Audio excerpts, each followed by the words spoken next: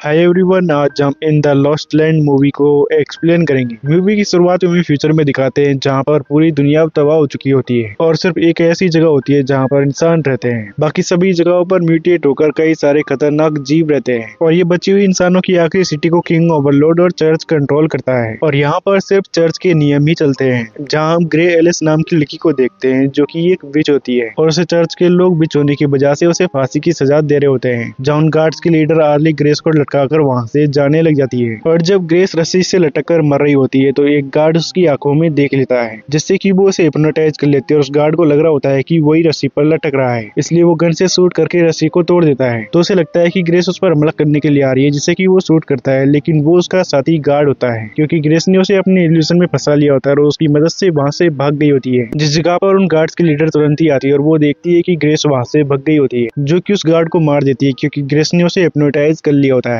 जो कि अपने साथियों के साथ ग्रेस का पीछा करते हुए उसे मारने के लिए जाती है। और ग्रेस एक एक करके सभी लोगों को मार देती है और वो उनकी लीडर के ऊपर भी खंजर रख देती है, जहाँ ग्रेस आर्ली को उसी रस्सी से लटकाकर वहाँ से चली जाती है। फिर हम बॉयस नाम की एक हंटर को देखते हैं जो कि एक जगह पर होता है जहाँ वो अचानक ही रुक जाता है क्योंकि उस जगह पर उसे चारों ओर से काफी सारे लुटेरे घेर लेते हैं, जिनमें से एक आदमी उसकी गन को लेने लगता है, लेकिन उसकी गन के ऊपर सांप होता है जो उसे काट लेता है और तभी बॉयस अपनी गन निकाल कर पल भर में उन सभी लुटेरों को मार देता है और वो सांप बॉयस का ही दोस्त होता है। फिर हम एलिस को देखते हैं जो कि एक अंधी औरत के पास आई होती है, जहाँ वो औरत एलिस को बताती है कि चर्च उसकी ताकत से डरता है कि कहीं एलिस की वजह से उनका राज खत्म न हो जाए। और एलिस बूढ़ी औरत से इसके बारे में बात कर रही होती है, तभी वहाँ पर क्वीन भी आ जाती है, जहाँ से क्वीन अपने सोल्जर और असिस्टेंट को बाहर भेज देती है। जिसके बाद क्वीन एलिस से बात करती है और उसे बताती है कि वो भी चर्च के फैसले से खुश नहीं है, लेकिन वो किंग ओवरलॉर्ड के खिलाफ नहीं जा सकती और ओवरलॉर्ड की वजह से वो चर्च के खिलाफ कुछ भी नहीं कर पा रही। और क्वीन एलिस से कहती है कि इस जगह से कुछ दूर स्कल रिवर नाम की जगह है, उस जगह पर कोई क्रिएचर है जो कि लगातार उनके गार्ड्स को मार रहा है, इसलिए वो एलिस से उस क्रिएचर को मारने को कहती है और ये उसे 6 दिनों में करना है, जिसकी पावर को क्वीन ले लेगी और वो चर्च के कंट्रोल को खत्म कर देगी। और वो एलिस को बताती है कि उसने अपने गार्ड्स भी उस क्रिएचर को मारने के लिए भेजे थे, लेकिन वे सभी मारे गए क्योंकि वो क्रिएचर काफी ज्यादा खतरनाक है, इसलिए क्वीन एलिस से मदद मांगने के लिए आई है और बाहर की दुनिया में उस क्रिएचर तक जाने में वैसे भी काफी खतरा है, इसलिए एलिस को ही वहाँ जाकर उस क्रिएचर को मारना होगा और एलिस इसमें कामयाब रही तो चर्च का राज खत्म हो जाएगा। तो एलिस इसके लिए क्वीन से काफी सारे पैसे लेती है क्योंकि वो कुछ लोगों को भी अपने साथ लेकर जाएगी। जहाँ रानी का असिस्टेंट जेम्स एलिस को आगाह भी करता है कि इस बात का कोई भरोसा नहीं कि रानी उस पावर को संभाल भी पाएगी या नहीं, इसलिए वो एलिस से इन पैसों को रखकर उस मिशन को फेल करने को कहता है और इसके लिए वो एलिस को एक घड़ी भी देता है। फिर हम क्वीन को देखते हैं जो कि वापस अपने महल में जाती है, जहाँ पर ओवरलोड होता है और वो काफी बूढ़ा हो चुका होता है, जिसके साथ ही वो बीमार भी होता है, तो वो नर्स को बुलाकर उसका ध्यान रखवाती है। और फिर रानी बाहर बॉयज से मिलती है क्योंकि रानी का बॉयज से अफेयर चल रहा होता है और बॉयज रानी से मिलकर एक बार में आ जाता है, जो बताती है कि तुम एक हंटर हो जो लास्ट लैंड तक जा चुके हो, जहाँ वो बॉयसी को अपने मिशन के बारे में बताती है कि उसे एक क्रिएचर को मारना है, इसलिए वो उसे रिक्रूट कर रही है और उसे बताती है कि उन्हें कई सारे खतरों का सामना करते हुए स्कल रिवर तक जाना है और वो अपने मिशन के बारे में सब कुछ बताकर वो बॉयसी को इसके लिए मना लेती है, जिसे कि वो अपनी उसी घड़ी को दे देती है। जहाँ बॉयस एलिस को बताता भी है कि बाहर की दुनिया बहुत खतरनाक है, इसलिए हो भी सकता है कि वो एलिस को बचा ना पाए, जिसे एलिस इस बात की छूट भी दे देती है कि अगर खतरा ज्यादा हो तो वो अपनी जान बचाकर वहाँ से वापस आ जाए। उनकी ये बातें चली रही होती है, तभी वहाँ पर बॉयस और एलिस को पकड़ने के लिए चर्च के गार्ड जाते हैं, तो बॉयस ये वहाँ से भागने लगते हैं, जिन पर कि एक गार्ड गोली चलाने लगता है, तो बॉयस उस पर सांप को फेंक देता है, जो सांप उन सभी गार्ड्स को काटने लगता है, लेकिन तभी वहाँ पर आर्नी भी आ जाती है, जिसे कि एलिस रस्सी से लटका कर आई थी, लेकिन वो किसी तरह बच गई थी। जहाँ आर्नी बॉयस के उस सांप को काट देती है, लेकिन बॉयस और एलिस वहाँ से भाग गए होते हैं। तो चर्च का लीडर आर्नी इनसे कहता है कि वे बॉयस और एलिस को पकड़े क्योंकि उन दोनों ने उनके कई सारे गार्ड्स को मार दिया है और एलिस चर्च से छूटकर भाग गई, तो यहाँ रहने वाले लोग भी चर्च का विरोध करने लग गए, इसलिए एलिस को उन्हें मारना होगा, नहीं तो यहाँ रहने वाले लोग उनका विरोध करेंगे और कोई भी उनकी बात नहीं मानेगा। जहाँ चर्च के लीडर के पास गार्ड्स उस औरत को पकड़ लाए होते हैं जिसके पास एलिस छुपी थी और वे उससे पूछताछ करने लग जाते हैं, जहाँ उस बूढ़ी औरत से उन्हें पता चल जाता है कि एलिस बॉयसी के साथ स्कल रिवर की ओर गई है, लेकिन सब कुछ बताने के बाद भी वे उस बूढ़ी औरत को मारने की कह देते हैं। और इस सब के बाद जॉन एक टीम बनवाता है जिसे कि आर्नी लीड करेगी और वे जाकर बॉयस और एलिस को मार देंगी। फिर हम एलिस और बॉयस को देखते हैं जो कि इस शहर से निकलकर बाहर चले गए होते हैं और वे अपने लिए एक सेफ जगह देखकर आज की रात यहीं पर रुकने का फैसला करते हैं। और बॉयस का सांप लड़ाई में मारा गया होता है, इसलिए वो दूसरा सांप ढूंढने की कोशिश करता है और सुबह होने पर बॉयस और एलिस फिर से आगे बढ़ते हैं, जो कि एक ट्रेडिंग पोस्ट पर पहुंचते हैं, जहां पर 2 भाई बहन रहते हैं जिनका नाम रॉस और मारा होता है। और मेरा और बॉयज पहले से ही एक दूसरे को पसंद करते हैं। फिर जब भी खाना खा रहे होते हैं तो एलिस बॉयज को बताती है कि अगले 6 दिनों में उन्हें स्कल रिवर तक पहुंचकर उस क्रिएचर को मारना है। तो बॉयज एलिस को एक शॉर्टकट के बारे में बताता है जिससे कि वे जल्दी उस जगह पर पहुंच जाएंगे, लेकिन उन्हें बीच में काफी ज्यादा खतरा है और उनके 2 दिन भी गुजर गए होते हैं, इसलिए उन्हें वहीं से जाना होगा। जिसके बाद बॉयज रात को मेरा के साथ ही सोता है। फिर जब सुबह होती है तो वे दोनों फिर से आगे जाने लग जाते हैं और बॉयज एलिस को बताता है कि इस जगह तक तो उन्हें जिंदा इंसान मिले थे, लेकिन आगे अब कोई इंसान नहीं मिलेगा और काफी ज्यादा खतरा होगा, इसलिए उन्हें हर वक्त चौकन्ने रहना होगा। और हम आर्नी को देखते हैं जो कि कई सारे गार्ड्स को लेकर एक ट्रेन से उनके पीछे ही आ रही होती है। और क्वीन को जब इसके बारे में पता चलता है तो वो लीडर से झगड़ने के लिए चली जाती है और चर्च का लीडर जॉन उसे बताता है कि एलिस और बॉयज का मरना ही चर्च के लिए ठीक होगा, ताकि वे सभी लोगों को बता सके कि उनके खिलाफ जाने का अंजाम क्या होता है, जिसके बारे में क्वीन कुछ भी नहीं कर पाती और उसे वहाँ से जाना पड़ता है। फिर हम जॉन को देखते हैं जिसका कि एक और मकसद होता है कि राजा के मरने के बाद वे क्वीन को भी अपने रास्ते से हटा देंगे और सिर्फ यहाँ पर चर्च राज करेगा। और हम आर्नी को देखते हैं जो कि अपने गार्ड्स के साथ ट्रेडिंग पोस्ट पर पहुंच जाती है और वे रॉस और मारा को टॉर्चर करके उनके बारे में पता लगवाने लग जाते हैं, जहाँ मारा अपने भाई को ऐसे देखकर वो उन्हें बता देती है कि वे स्कल रिवर तक जाने के लिए शॉर्टकट रास्ते से गए हैं। मारा के बताने के बाद भी आर्नी उनके घर को जला देती है और उन्हें जान से मारने की बोलकर वहाँ से आगे चली जाती है। और अब एलिसन को गए हुए 3 दिन हो गए होते हैं, जहाँ 3 दिन बाद अब फुल मून होता है और फुल मून से पहले ही रानी ने उस क्रिएचर को मारने के लिए कहा था। अब हम एलिसन को देखते हैं जो कि एक शहर में पहुंच जाते हैं जो कि पूरी तरह तबाह हो चुका होता है और बीच में उन्हें खाई मिलती है जिसे पार करने के लिए उन्हें केवल तार का यूज करना होता है और उस तार से एक बस जुड़ी हुई होती है। तो बॉयस बताता है कि उन्हें साइरस नाम का ड्राइवर इस बस से उन्हें पार करा देगा, जिसके बदले में वे उसे पैसे दे देंगे। लेकिन जब बॉयस ये उसकी जगह पर उसे बुलाने के लिए जाते हैं तो वे देखते हैं कि ड्राइवर तो पहले ही मर चुका होता है और वे वहाँ से जाने लगते हैं। तो आर्नी सभी गार्ड्स को लेकर उनके सामने आ जाती है, जहाँ आर्नी और सभी लोगों ने सनग्लासेस पहन रखे होते हैं ताकि एलिस उन्हें अपने इल्यूजन में न फंसा सके। जहाँ आर्नी बॉयस से कहती है कि तुमने एलिस का साथ देकर बहुत बड़ी गलती कर दी और वो बॉयस को मारा को दिखाती है जो कि बुरी हालत में होती है और मारा बॉयस से कुछ कहने की कोशिश कर रही होती है, लेकिन आर्नी उसे शूट करके मार देती है, जिससे कि बॉयस काफी ज्यादा दुखी होता है और वो गुस्से में उन सभी गार्ड्स को शूट करके मारने लग जाता है और एलिस भी इसके साथ ही सभी गार्ड्स को मारने लग जाती है।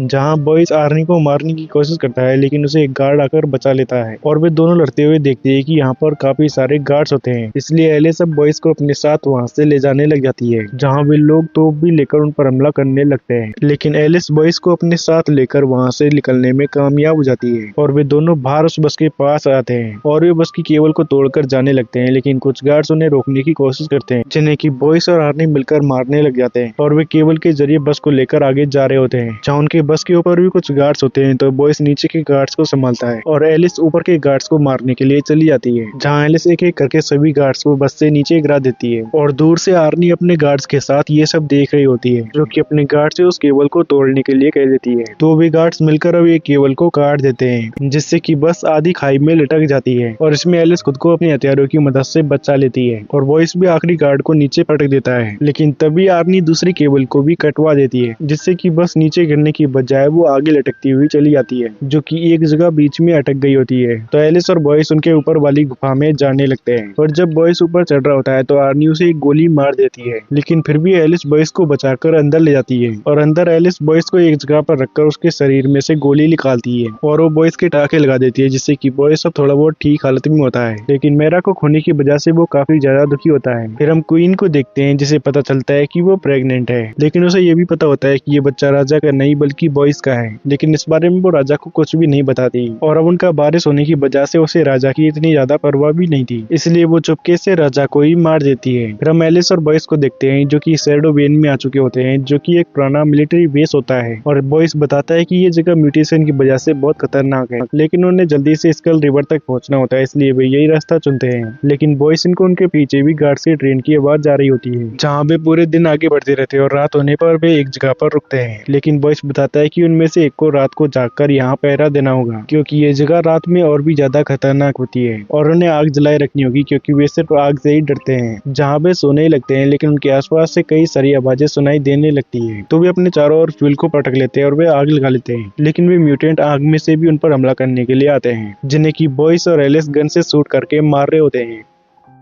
लेकिन ये पूरी तरह से इंसान नहीं बचे होते, इसलिए उन्हें कोई भी दर्द महसूस नहीं हो रहा होता है। और बॉयस ऑयल टैंकर को ब्लास्ट कर उन्हें रोकने की कोशिश करता है, लेकिन वे नहीं रुकते। जहाँ एलिस भी उन सभी को मार रही होती है, लेकिन इससे उन्हें कोई भी फर्क नहीं पड़ता। और वे म्यूटेंट्स काफी सारे होते हैं, जहाँ उनके साथ उनका बॉस भी आ जाता है, जो कि एलिस पर हमला कर उसे नीचे पटक देता है। जहाँ एलिस अपने इल्यूजन का यूज करती है और उन सभी को इल्यूजन में फंसाकर एलिस उन्हें आग से मारने लग जाती है, जो कि उनके चारों तरफ की आग को और बड़ा कर उन सभी को मार देती है। फिर इस सब के बाद जब वे दोनों आराम कर रहे होते हैं, तो बॉयस एलिस से पूछता है कि इतनी आग होने के बावजूद भी वे जले क्यों नहीं। तो एलिस उसे बताती है कि उसने ये अपने इल्यूजन से आग बनाई थी, और बॉयस ने उसे बताया था कि आग उनकी सबसे बड़ी कमजोरी है, इसलिए प्लेसिबो इफेक्ट के चलते इल्यूजन की आग से वे रियल में भी जलकर मर गए। और एलिस के इल्यूजन का असर बॉयस पर भी हो गया था, इसलिए उसे वो आग दिखाई थी। फिर हम अगले दिन शहर में देखते हैं, जहाँ बताया जाता है कि किंग के मरने के बाद क्वीन का बेटा राजा बनेगा, इसलिए अब क्वीन ही सब कुछ संभालेगी। लेकिन चर्च का लीडर खुश नहीं होता और वो अपने गार्ड से मैसेज भिजवाता है कि वे जल्द से जल्द एलिस और बॉयस को मार दे, जिसके बाद वे क्वीन पर काबू पाकर सब कुछ अपने कंट्रोल में कर लेंगे। लेकिन क्वीन को भी जॉन के बारे में पता होता है, इसलिए वो अपने असिस्टेंट को अपने जाल में फंसा लेती है, ताकि वो उसके लिए चर्च के लोगों को उसके रास्ते से हटा दे, जिसके बाद वो उससे शादी कर लेगी और वे दोनों एक साथ राज करेंगे। फिर हम एलिस और बॉयस को देखते हैं, जो कि फायरफील्ड पहुंच गए होते हैं, लेकिन वे आर्नी और चर्च के गार्डों से पीछा नहीं छुड़ा सकते थे, इसलिए वे एक प्लान बनाते हैं, जिसमें एलिस खुद उनकी ट्रेन के सामने चली जाती है। और आर्नी को जब इसका पता चलता है, तो वो एलिस के पीछे ही ट्रेन को ला रही होती है, जहाँ एलिस ट्रेन को पीछा कराती हुई बाहर ब्रिज पर ले आती है, जो ब्रिज आगे जाकर टूटा हुआ होता है। और इस जाल के बारे में आर्नी समझ पाती है इससे पहले काफी देर हो चुकी होती है, जहाँ एलिस ब्रिज से नीचे कूद जाती है, जिसे कि बॉयस पकड़ लेता है। लेकिन आर्नी इनकी ट्रेन नहीं रुक पाती और वो सीधा ब्रिज से नीचे गिर जाती है, और नीचे गिरने पर उस ट्रेन में बैठी हुई आर्नी और भी सभी गार्ड्स मर जाते हैं। इसकी खबर जब जॉस को मिलती है, तो वो इससे काफी ज्यादा दुखी हो जाता है, और अब वो ये समझ जाता है कि उसके पास क्वीन को मारने के अलावा कोई और रास्ता नहीं है, जिसके बाद ये सब कुछ उसी का ही होगा। लेकिन तभी रानी का असिस्टेंट जेम्स अपने साथियों के साथ आकर उसके सभी गार्ड्स को मार देता है, और अब वो चर्च के लीडर जॉस को भी मार देता है। इस वजह से अब इस शहर की लीडर बस क्वीन ही बची होती है, और अब वो जेम्स के साथ सो भी जाती है। फिर हम बॉयस और एलिस को देखते हैं, जो कि अब आखिरकार स्कल रिवर तक पहुंच जाते हैं। ये जगह पहले समुद्र हुआ करती थी, लेकिन पानी खत्म होने के बाद यहाँ पर सब कुछ बदल गया, और इस जगह पर उन्हें हर जगह कंकाल ही कंकाल मिलते हैं, जिस वजह से इस जगह को स्कल रिवर कहा जाता है। और आज ही फुल मून की रात होती है, इसलिए एलिस और बॉयस को आज ही उस क्रिएचर को मारना होगा। और एलिस रात होने पर अपने हाथों में सिल्वर ब्लेड्स को पहन लेती है, और वो बाहर उस क्रिएचर को ढूंढने के लिए जाती है। तो बॉयस उसे समझाने के लिए आता है कि क्या पता वो क्रिएचर कहाँ से उन पर हमला कर दे। लेकिन अब फुल मून निकल आता है, जहाँ बॉयस को कुछ होने लगता है, और हमें पता चलता है कि बॉयस ही वो क्रिएचर है, जहाँ बॉयस सब वेयरवुल्फ में बदल जाता है। इसके बारे में बॉयस को कुछ नहीं पता होता है, लेकिन एलिस को इसके बारे में पहले से ही पता होता है। लेकिन फुल मून के बिना बॉयस क्रिएचर में नहीं बदलता, और वो उसे मार नहीं सकती थी,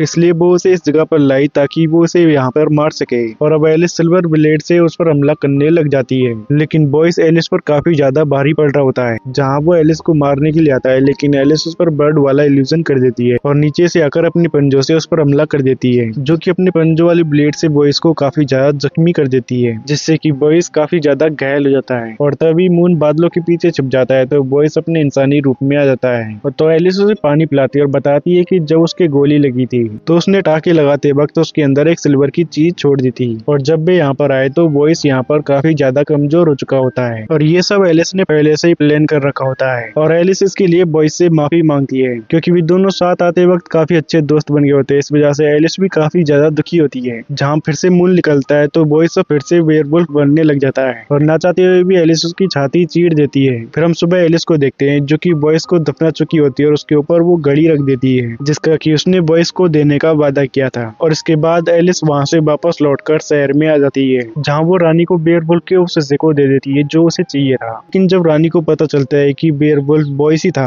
तो वो इससे काफी ज्यादा दुखी हो जाती है। जहाँ जेम्स को भी पता चल जाता है कि रानी ने उसका अपने फायदे के लिए बस यूज किया, लेकिन वो कुछ कर पाता उससे पहले रानी उस पर चाकू से हमला कर उसे मार देती है। फिर हम शहर के लोगों को देखते हैं, जो कि काफी ज्यादा भड़के हुए होते हैं, जहाँ चर्च की पावर तो पहले ही खत्म हो चुकी होती है, इसलिए वे महल पर भी हमला कर देते हैं, और अब वे लोग गार्ड्स इनको मारकर अब आजाद हो जाते हैं। और हम बॉयस की कब्र को देखते हैं, जो कि हिल रही होती है, क्योंकि एलिस ने उसके वेयरवुल्फ वाले रूप को मारा होता है, उसे नहीं, इसलिए वो फिर से ठीक होकर एलिस के पास आ जाता है, और एलिस उसे देखकर काफी ज्यादा खुश होती है। इसी के साथ ही ये मूवी यहीं पर खत्म जाती है। आई होप आप सभी को ये वीडियो अच्छी लगी होगी। वीडियो अच्छी लगी हो तो वीडियो को लाइक और चैनल को सब्सक्राइब करें। मिलते हैं नेक्स्ट वीडियो में, तब तक के लिए बाय।